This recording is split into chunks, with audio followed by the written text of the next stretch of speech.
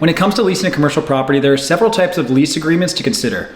One of these is a gross lease, which is also known as a full service lease or a flat lease. A couple of days ago, I released a video about triple net leases, which I'll link up above. But in a gross lease, the tenant pays a fixed monthly rent and the landlord is responsible for covering all of the property's operating expenses, such as property taxes, insurance, and maintenance costs. This lease structure is a little less popular, especially on the retail side, but you may come across it on the office and industrial side. So let me break it down for you and give you a full overview of gross commercial leases in real estate and kind of what to expect as well as their benefits and drawbacks. So what is a gross lease? Well, a gross lease, again, is a type of commercial lease where the tenant pays a fixed amount of rent each month. And the landlord is responsible for covering all the property's operating expenses, and these include property taxes, property insurance, and maintenance costs. And there's also other expenses related to the property's operation that may fall under that gross lease. The tenant's rent payments include these expenses, and there are no additional charges or fees.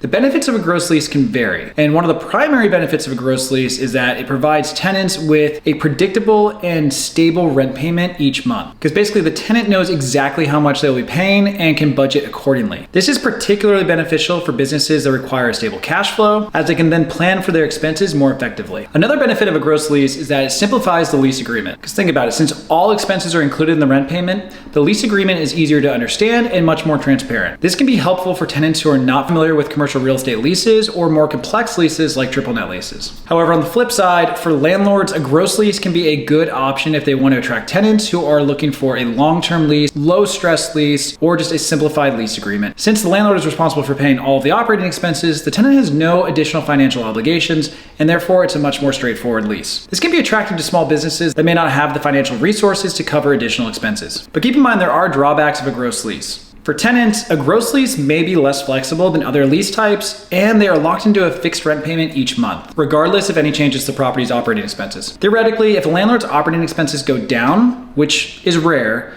the tenant would actually be overpaying. But again, it's rare, and gross leases tend to be a better option for tenants. For landlords, a gross lease can be risky if the property operating expenses increase significantly, as they'll then be responsible for paying those additional expenses, and they're not already baked into the lease amount.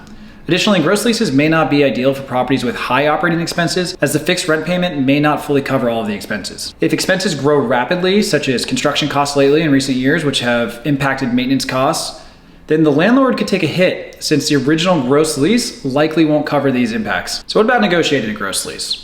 Well, if you're considering a gross lease, it's essential to carefully evaluate the lease agreement and to negotiate the terms to ensure that they are favorable for your business. One of the key areas to focus on is the lease term, as a longer term lease can provide more stability and predictability for both parties. It also allows you to amortize the build-out costs over more years, and a longer term usually helps tenants get higher tenant improvement allowance. If you don't know what tenant improvement allowance is, click the link above and watch the video that I did on tenant improvement allowance after this video, because it'll give you a full breakdown on what to expect with tenant improvement allowance and how it could benefit you in your lease negotiations. Okay, but back to a gross lease. It's important to review the landlord's responsibilities carefully. Keep in mind, while the landlord is responsible for paying all of the operating expenses, there may be some exceptions, such as repairs or upgrades to the property which aren't included under the lease structure. It's important to ensure that all of these responsibilities are clearly outlined in the lease agreement. And finally, if you're on the landlord side, it's important to review the rent payment carefully. While a fixed rent payment can provide stability, it may not be ideal if property operating expenses increase significantly. It may be more beneficial to negotiate a rent escalation clause that allows for rent increases if expenses exceed a certain amount, or structure a triple net lease. So in conclusion, a gross lease can be a beneficial option for both tenants and landlords in commercial real estate depending on the deal, as it provides a predictable and stable rent payment each month. However, it's essential to carefully evaluate the lease agreement and negotiate the terms to ensure that they are favorable to you and your business. And remember, if you're considering signing a gross lease, or any lease for that matter, you should always have an attorney review before signing on the dotted line, just to make sure that the agreement is in your favor. I hope you found this video helpful, and if there are any other real estate topics that you want me to cover, let me know. I plan on making more videos in the future, and I'd really appreciate it if you subscribe and follow along. Thanks again for watching, and I'll see you next video.